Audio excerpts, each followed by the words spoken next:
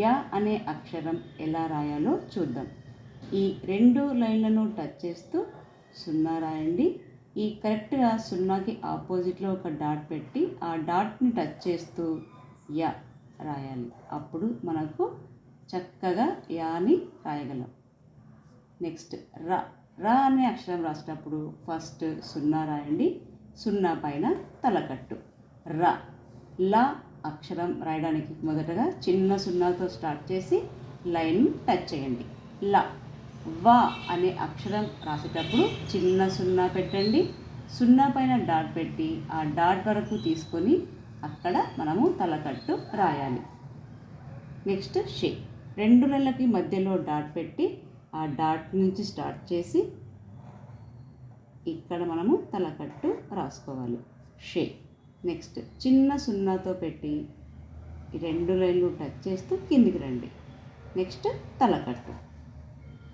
సా అనే అక్షరం రాయడానికి ముందుగా మనం గా రాస్తాం కదా, అలాగా చిన్న గా రాసి లైన్ వరకు తీసుకొచ్చి లైన్కి పైన మనము తలకట్టు రాయాలి. స. నెక్స్ట్ హ. చిన్న సున్నాతో స్టార్ట్ చేసి ఈ పై లైన్ వరకు తీసుకొచ్చి దీర్ఘంలాగా రాసి ఇక్కడ మనము తలకట్టు రాయాలి. హ.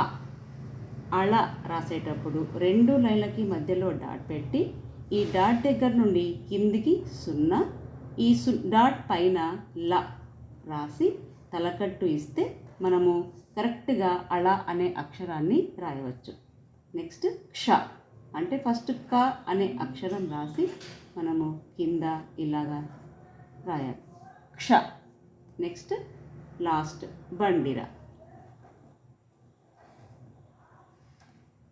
అంతే. యా, రా, లా, వా, షే, ష, స, హ, అళ, అక్ష, బండిరా.